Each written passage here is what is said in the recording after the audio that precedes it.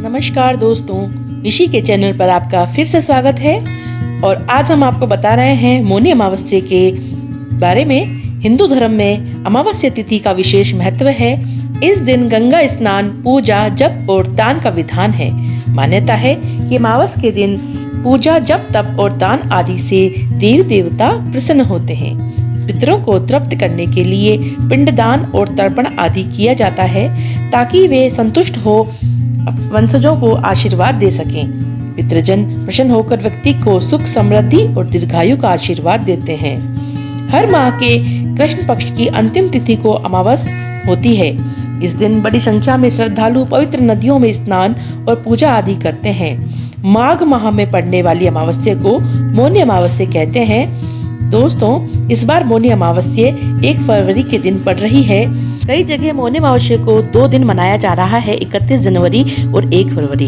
31 जनवरी को 2:18 से प्रारंभ हुई मौनी अमावस्या 1 फरवरी को 11:18 तक रहेगी और इसके उपाय निम्न है। नंबर 1, ज्योतिषियों का कहना है कि मौनी अमावस्या के दिन चींटियों को शक्कर मिलाकर आटा खिलाने से, ऐसा करने से व्यक्ति को अमोघ फल के समतुल्य पुण्य की प्राप्ति होती है। साथ ही माँ लक्ष्मी का आशीर्वाद भी मिलता है। नंबर 2, शास्त्रों में निहित है कि मौनी अमावस्या के दिन स्नान ध्यान के बाद मछलियों को आटे की गोलियां खिलाने से व्यक्ति के जीवन में सभी परेशानियों का अंत होता है। नंबर 3, मौनी अमावस्या के दिन माँ लक्ष्मी का स्मरण करना चाहिए। इसके बाद ईशान कोण में शुद्ध घी का दीपक जलाएं। ऐसा करने से माँ लक्ष्मी प्रसन्न होती है और व्यक्ति की सकारात्मक मनोकामनाएं पूर्ण होती है। नंबर 4, माँ को सफेद चीजों का भोग बेहद प्रिय है। पूर्णिमा और अमावस्या के दिन माँ लक्ष्मी को चावल से पकी खीर का भोग लगाना चाहिए। इससे घर में सुख समृद्धि का आगमन होता है। साथ ही परिवार में सभी समस्याएं दूर होती हैं।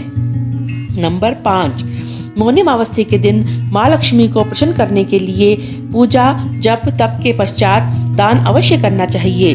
अपने सामर्थ्य के अनुसार गरीबों को और जरूरतमंदों को अन्न, वस्त्र, काले कम्बल आदि का दान करें। मान्यता है कि अमावस्या के दिन दान करने से पितृ भी प्रसन्न होते हैं। दोस्तों, ये तो थे मौनी अमावस्या में माँ लक्ष्मी को प्रसन्न करने के उपाय। अब मैं आपको बताती हूँ कि कईयों के काल सर्प दोष भी होता है, तो आज के दिन आप अपने काल सर्प दोष का उपाय भी प्राप्त कर सकते हैं। इसमें ज्योतिषों का मानना है कि जिन जातकों की कुंडली में काल सर्प दोष होता है, उन्हें जीवन में कई समस्याओं का सामना करना पड़ता है। ऐसे लोगों को किसी भी काम में सफलता हाथ नहीं लगती। ऐसे में इस दोष से मुक्ति पाने के लिए हमें ये निम्न उपाय करने चाहिए जो मैं आपको बताती हूँ। अगर किसी जातक की कुंडली में काल सर्प दोष है तो मौनी अमावस्या के दिन किसी पवित्र नदी में स्नान करने के बाद भगवान शिव की पूजा करें। साथ ही पूजन के समय शिव तांडव स्तोत्र का पाठ करें। मान्यता है कि शिव जी की कृपा से काल सर्प दोष से मुक्ति मिलती है। नंबर 2, इस खास दिन चांदी के नाग नागिन की पूजा करने से काल सर्प दोष को शांत किया जा सकता है। पूजन के बाद नाग नागिन के इन स्वरूपों को सफेद फूलों के साथ किसी पवित्र नदी में प्रवाहित कर देना चाहिए। ऐसा करने से भी काल दोष सर्प से छुटकारा पाया जा सकता है। नंबर 3, मौनी अमावस्या को माघी अमावस्या के नाम से भी जाना जाता है। इस दिन शाम के समय तुलसी के नीचे घी का दिया जलाना चाहिए। इसके बाद तुलसी के पौधे की 108 बार परिक्रमा करने से भी मन में काल सर्प दोष से मुक्ति की कामना करते जाइए और ऐसा करने से भी जीवन के सभी कष्ट दूर होते हैं। नंबर 4, मौनी अमावस्या के शाम के समय घर के ईशान कोण में गाय के घी का दीपक जलाने से लाभ होता है। मान्यता है कि दीपक की बाती में रुई की जगह लाल धागे का इस्तेमाल करें। दीपक में केसर की पत्तियां डालना भी लाभकारी माना जाता है। नंबर 5, ज्योतिषों के अनुसार इस दिन पंचामृत से शिवजी का अभिषेक करना भी उत्तम रहता है। साथ ही 1008 बार महामृत्युंजय मंत्र का जाप करें। ऐसा करने से सौभाग्य में वृद्धि होती है और जीवन के आर्थिक संकट दूर होते हैं। दोस्तों, इस बार मौनी अमावस्या 1 फरवरी 2022 मंगलवार को है। वैसे तो कई जगह मौनी अमावस्या को 31 जनवरी को भी मनाया जा रहा है। मौनी अमावस्या सभी अमावस्या तिथियों में सर्वश्रेष्ठ। इस दिन मनु ऋषि का जन्म हुआ था और मनु शब्द से ही मौनी की उत्पत्ति हुई। इसलिए इस दिन मौन व्रत करने से मुनि पद की प्राप्ति होती है। मौनी अमावस्या पर पवित्र नदी में स्नान करने से निरोगी काया प्राप्त होती है और मोक्ष की भी प्राप्ति होती है। दोस्तों, इस बार 31 जनवरी को भी मौनी अमावस्या कई जगह मनाई जा रही है। तो मैं आपको बता दूं कि मौनी अमावस्या तिथि 31 जनवरी सोमवार को दोपहर 2:18 से शुरू हो जाएगी। इसका समापन 1 फरवरी 2022 मंगलवार को दोपहर 11:15 पर होगा। लेकिन सूर्योदय तिथि 1 फरवरी को होने से 1 फरवरी को ही स्नान व दान का योग बन रहा है। मौनी अमावस्या को सभी अमावस्या तिथियों में सर्वश्रेष्ठ माना जाता है।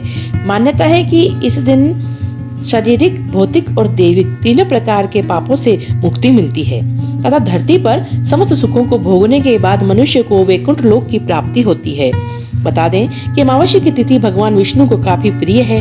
धार्मिक मान्यताओं के अनुसार इस दिन विधिवत भगवान विष्णु माता लक्ष्मी का पूजा अर्चना करने से धन की प्राप्ति होती है और धन संबंधी भी सभी समस्याओं का निवारण होता है, जो मैं उपरोक्त आपको बता चुकी हूँ उनके उपाय। अब मैं आपको बताती हूँ कि पितृदोष से कैसे मुक्ति पाएं आप इस खास दिन। जी हाँ, मौनी अमावस्या के दिन पितृ पूजन का भी खास महत्व माना गया है। मौनी अमावस्या पर मौन रहकर पितृदोष से मुक्ति के लिए खास उपाय किए जाते हैं।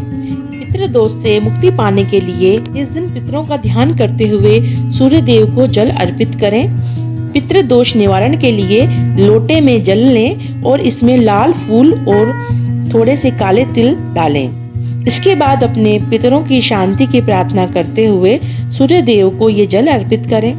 पीपल के पेड़ पर सफेद रंग की कोई मिठाई चढ़ाएं और उस पेड़ की 108 बार परिक्रमा करें। इसके अलावा जरूरतमंद व्यक्तियों को थोड़े लड्डू, तिल का तेल, आंवला कंबल आदि वस्तुओं का भी दान कर सकते हैं। तो इस प्रकार आप मौनी अमावस्या के दिन पितृदोष से मुक्ति प्राप्त कर सकते हैं, काल सर्प दोष से मुक्ति प्राप्त कर सकते हैं, साथ ही आप माता लक्ष्मी को भी प्रसन्न कर सकते हैं। तो दोस्तों, आप इस उपायों को जरूर करें। मौनी अमावस्या 1 फरवरी को ही है। स्नान का योग और दान का योग तो 1 फरवरी मंगलवार को ही बन रहा है। यद्यपि मौनी अमावस्या 31 जनवरी से 2 बजे से ही प्रारंभ हो जाएगी। मित्रों, अगर आप मेरे चैनल पर नए हैं तो आप मेरे चैनल को सब्सक्राइब करना ना भूलें। साथ के साथ ही बेल आइकन बटन जरूर दबाएं ताकि आपको आने वाले नए वीडियो का नोटिफिकेशन मिलता रहे। आप इस वीडियो को लाइक करें, शेयर करें। मैंने अपने चैनल पर 3 प्लेलिस्ट बना रखी है, जिसमें एक भक्ति भाव, एक गौड़ी टेम्पल और एक व्लॉग्स हैं। तो आप इन्हें विभिन्न प्रकार की श्रेणी में जो मैंने इन्हें विभाजित किया हुआ है, आप अपने आवश्यकता अनुसार इन वीडियो को देख सकते हैं। आप लोगों के लिए आगे भी इसी प्रकार के नए धार्मिक वीडियो लाती रहूंगी। उसके साथ ही राधे राधे, जय श्री कृष्णा।